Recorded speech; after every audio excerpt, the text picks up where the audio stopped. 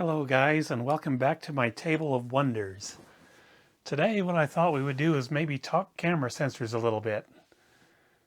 I kind of missed out on my weekly practice for droning with the new drone here because I felt a little sick that day, so I thought maybe we'll do this instead, and then maybe for the next video we'll jump right into the low light stuff.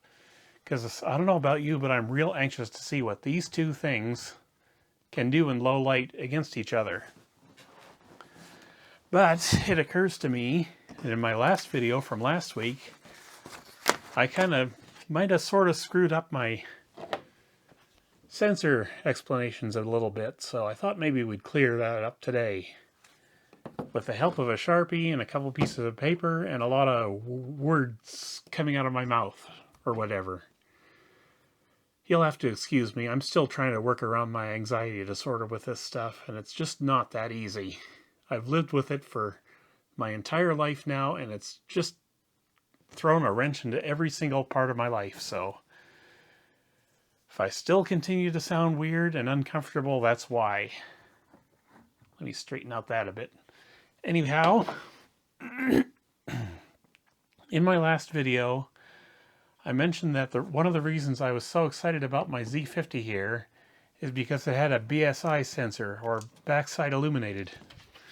And I thought I would draw a simple diagram as to what that means. Now, your simple, ordinary, everyday sensor, like that used in my old D5100 here, and my D800 over here, is kind of built exactly the same way. They've been built like this for a while, so imagine this is the sensor and we're looking at it from the side. You've got four basic layers to these things. I'll just draw the layers here. Okay, now on top, you've got the lens, which is basically a piece of glass or whatever that helps collect the light to come in and get into the sensor. So that's what that is.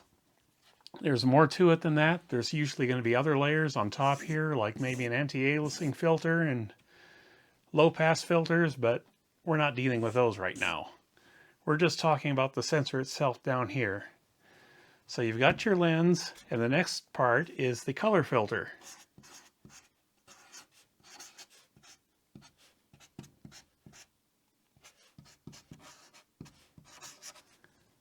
Yay, I remembered how to spell. Wonderful. I love social anxiety disorder. It just sucks, but it is what it is. Let's get through this. Okay, so this is where your mosaic is to separate all the reds, greens, and the blues from each other. Usually it's called a Bayer filter in cameras like these, but there can be other arrangements as to where the pixels go and what they do. But that's the filter.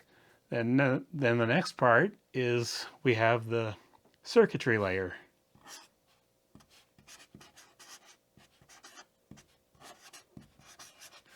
This is where all the little wires go that connect each of the different photocells to the camera processor. And then finally down here, we've got our photocells.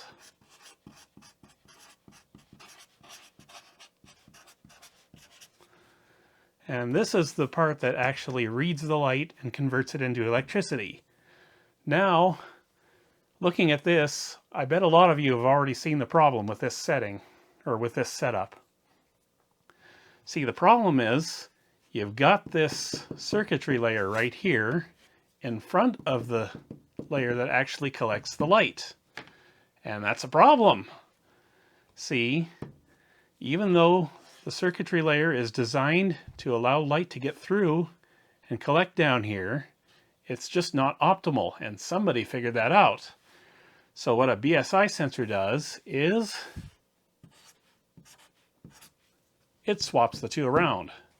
So now you've got the photocells in front of the circuitry layer and the circuitry layer down where it makes sense at the bottom. And this gives you a lot better light sensitivity in the actual photocells. So that's why a BSI sensor is a big deal, and that's also why the entire industry is pretty much moving to that. We've basically got very few sensors being made anymore in the traditional way, like these two cameras. So it wouldn't surprise me one bit if this here drone already has a BSI sensor in it. This one I don't know about. I don't know what kind of sensor the Mini 2 has. But yeah, that's why BSI sensors are a big deal. Now let me tell you why megapixels aren't so much of a big deal. That's the next topic of discussion. We'll put that over there. I'll bring out my notes here. Now I've got these all arranged in order from the smallest to the largest sensor. And what's important to realize is that pixel size is important for low light gathering. The bigger your pixels are, the easier of a time they're going to have of collecting light. That's why this camera over here, the D800, has a better low light capability than this one, the D5100. And it's even better than the Z50 with its own BSI sensor. Sorry guys, I'm getting hoarse again. Anyway, yeah. If I can collect my mind for a minute here and think about what I was going to say next, that would be great. Social anxiety disorder. Gotta love it. Anyhow, like I was saying, tiny pixels don't collect light as well as big pixels. That's why this little guy sucks compared to this guy for low light. But I'm kind of getting off track here. The sensor in here is 12 megapixels and it's 0.43 inches wide. So it's a tiny, tiny sensor. It's smaller than some cell phone sensors I know about. This one has a sensor size of 0.78 inches, so much better. But it's got some other tricks going on, and we're going to talk about that in a minute. Moving over to here, these two cameras are both the same size. They use APS-C size sensors, and these are about 0.95 inches in width. And then finally you come over here and you've got the D800 with its 1.42 inch wide sensor at 36 megapixels.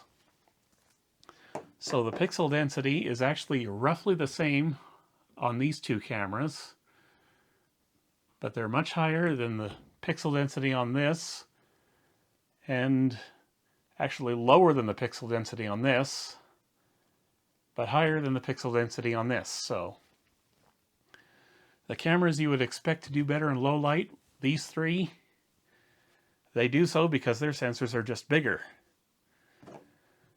And to complicate things, you've also got 4/3 size sensors out there. I don't have a camera with that sensor, but those are 1.33 inches. So, enough about that. Let's talk about what makes the Nano Plus a little bit more special than the rest of this stuff. Well, it's got extra tricks up its sleeve. How many of you know what a Bayer filter is? I'm just going to draw a box here. And whether you know what one is or not, I'm going to tell you. So we've got this box here. We've got your mosaic of pixels in the color filter, like I pointed out here. And usually,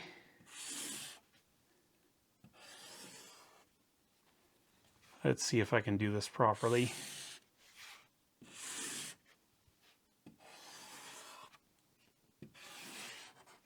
Okay, what a Bayer filter is it's the arrangement of those pixels in the color filter. So let's see if I can remember how to do this here. I might get it wrong. It's entirely possible. I have anxiety disorder. It's the way it goes, unfortunately. And I hope you can see this. I'm shooting this with the iPhone because all my other cameras are up on the table here. Okay, a usual Bayer filter goes something like this. Green, red, green, red. And then down here will be blue, green, blue, green, and then repeat that for the next row.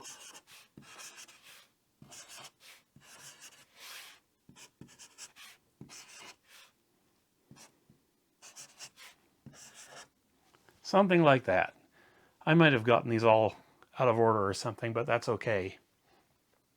Now, a guy named Bayer working for Kodak figured out that this was the right way to arrange the photos, the color filter in front of a sensor in order to sort of mimic the best way that the human eye reads data, so to speak. I don't know, I could be wrong about that. Anxiety disorder makes this real hard. Now what this guy's got going on for it is it's got a Quad Bayer array, which is a little bit different. And this gets into sort of the aspect of this where, I don't know if you remember me mentioning it, but I said that they advertise this as having a 48 megapixel sensor, but only producing 12 megapixel, I can't think anymore. 12 megapixel raw files? Well, we're going to get into that right now. See, a Quad Bayer array is a little bit different from this guy right here. See, somebody figured out that you could increase the low light sensitivity of a sensor by dividing each one of these up into 4 pixels. So you've basically got this going on here.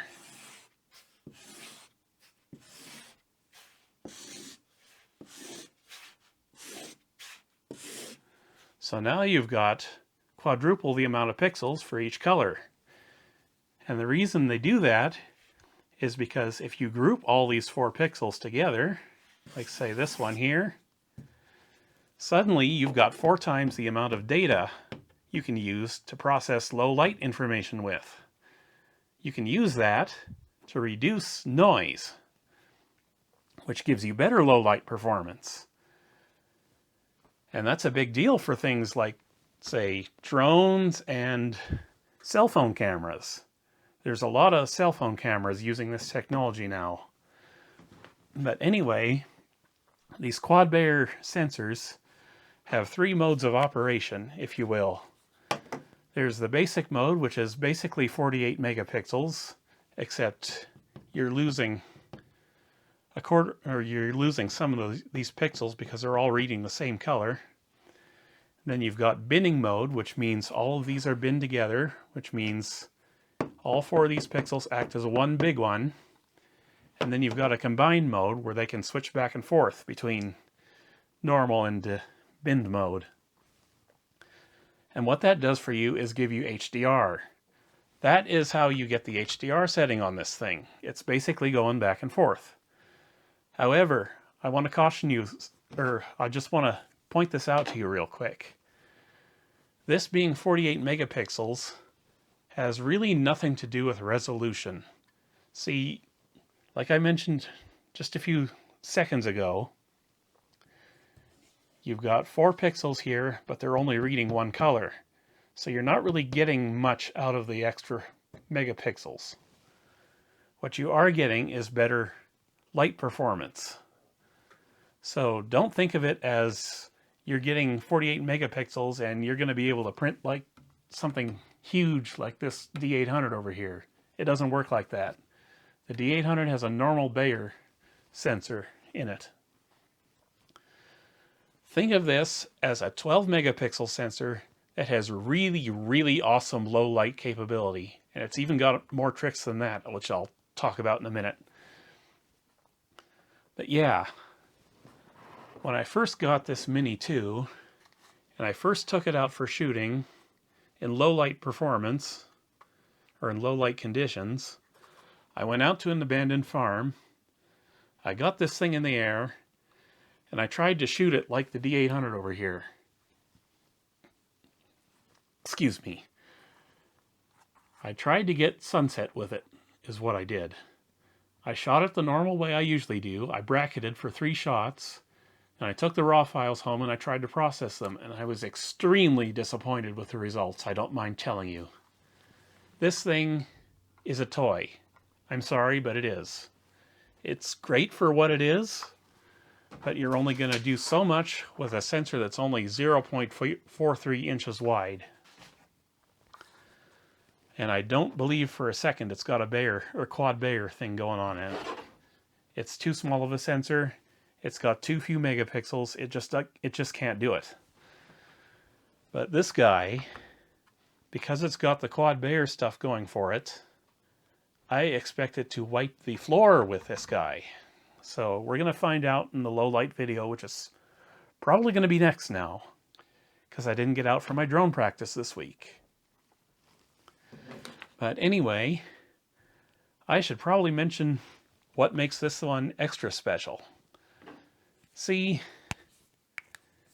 recently a cell phone manufacturer, blah, blah, blah, blah, blah, blah, blah, I can talk, named Huawei came out with a P30 cell phone, and the sensor in that was special. The reason it was special is because it took these greens out and put in yellow instead. And the reason that helps, well, that's not much of a why, is it? I can draw! So yeah, there's yellow instead of green in a Huawei P30. And that's a big deal because yellow filters let in more light compared to green ones. And Autel figured that out too. So that's the other special trick this thing's got going for it. So I'm really expecting great things out of this sensor. But I want to caution you, sensors are not the only thing you need to worry about with cameras. I think a lot of people get caught up in the fact that so-and-so drone has such and such sensor and it's going to make for awesome shots and everything's all going to be gravy, but you're forgetting something. The sensor's only half the equation. You've got lenses too. So what I'm really hoping to find out when I get this out for the low light video is that not only the sensor's good, but the lens in front of it is good as well. Because yeah, my one test session where I went out and shot this raw against sunset, I had a devil of a time processing those shots. I could barely recover any shadow detail, and I could barely get back any highlights that were blown out. So I pretty much did the test shots with this and then never used it for photography again. I just used it for video. And it's actually quite good for video. So don't get me wrong, I'm not trying to bash this little guy. It is what it is. It's a fantastic drone for what it is. But this camera is not up to my standards. Never has been. Now, I have a confession to make. Remember when I said I didn't have much interest in the Mini 3 Pro? Well, my inner child kind of got a hold of my wallet and kind of bought one. So, yeah, I saw the email hit my inbox and I just couldn't control myself. Pre-order's ready. So, yeah, I've got an order in with Canada Drone for a Mini 3 Pro, and we're going to compare that one against this one also. So get ready for that. And that's going to be exciting because both this and the Mini 3 Pro use that Quad Bayer technology. So I want to see which one's better. But more importantly, I want to make sure both of them are up to my standards for photography, because this one just isn't. This one I will probably be keeping around yet. I haven't decided exactly what I'm doing with it. But if I ever find a tornado to drone, this is the drone that's going to go up and get it. And to that effect, I've got one new battery for this to replace the shorted one that had to be recycled. So I've got 3 batteries for this, 3 for this, and there is going to be 3 for the upcoming Mini 3 Pro. And for most things, I'm going to probably be going interchangeably with the Mini 3 Pro and the Nano Plus. So yeah, let's see, what else did I have to talk about? Yes, dual native ISO. That's kind of important too. Now, when we talk about dual... When we try to talk about dual native ISO, what we mean is the camera merely has two different signal amplifiers optimized for two different ISO settings. So you'll have, like, say, one for ISO maybe 100 or so, and then another one for ISO 400 or 800. And then each one handles the... God, I can't think again today. Thank you, anxiety disorder. You've been a peach. Anyway, when you've got one signal processor handling ISO 100 to 400 and another one handling 400 to whatever's below that, suddenly you can optimize each one for better noise reduction. So the D800 over here is just old enough that it's only got a single native ISO. So it kind of loses steam when it gets up above ISO 3200 or 6400, even with the size of the sensor that's in there. This one, I don't know if it has dual ISO or dual native ISO or not. I suspect it does, because a lot of the newer Sony sensors are implementing that. And this is a Sony sensor, so it probably does. And all of this technology combined in this little Z50 means it can actually hang with the D800 for low light. Now the D850 and the Z7 II, that would be another story. Those two have even more resolution than the D800 does, but they've also got BSI technology and dual native ISO, so I expect the Z50 wouldn't keep up with those. But I don't have one of them yet, so... yeah, I think that's all I wanted to talk about in this video. I can't believe I bought another drone. Wait, yes I can. Because I can't stop spending money.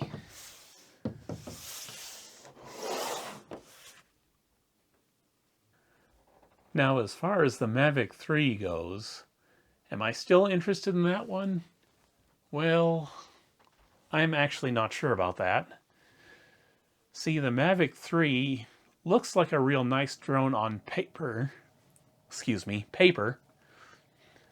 However, it doesn't quite meet what I would want from a flying camera that I would want to be equal to these two cameras. See, the problem with the Mavic 3 is you cannot change the lens on one of those. So, with regards to the DJI drones, I think the actual right one I need is the Inspire 2 with one of its add-on cameras. And then I would just go ahead and get the lenses I need for it. Because I would want to do some nice telephoto shots, which would allow me to isolate my subject a little better with shallow depth of field, similar to the way I do with this camera. But you cannot do that with this drone, and you cannot do it with this drone, because these are wide-angle lenses. And it's just not possible to do it very well with wide-angle lenses. And I very much doubt even the Mavic 3 will be able to do that, because that's a wide-angle lens. There's software processing that can do that kind of thing, like say in this iPhone 13 I'm using right now to film this with. But as far as I know, none of these drones have that kind of software processing. So yeah, when it comes to a real big boy camera drone, I think I would want the Inspire 2. However, that is way outside my price range right now. I could possibly see doing it after I upgrade this to a Z7 II. But before then, no way. So I'm going to have to really sit down and think about whether or not I want one of the bigger drones now, because I've got this already. I've got the Mini 3 Pro coming, and between them I've got all the capability I need with regards to something that can't change lenses. So yeah. Plus, the one thing I do like about the Mini 3 Pro is 4K 60. However, this thing ought to have the CPU power to handle 4K 60, so I'm hoping they'll implement that yet. If they do, this one might just become my full-time drone if the Mini 3 Pro comes up wanting. But yeah, I just need 2 drones, so I've got redundancy. Or 3 drones if I'm chasing tornadoes. But yeah, I think that's going to be it for now. I'll see you in the next video, and after that, hopefully you'll know exactly how these two do for low light. And then when the Mini 3 Pro gets here, I'll do the same thing with it, comparing with this. And then this will probably be off to the side somewhere. We'll compare this with the Mini 3 Pro in low light, and I do mean really low light. I mean lit by moonlit only. So yeah, we're gonna see what these guys can do. All right, take care, everyone.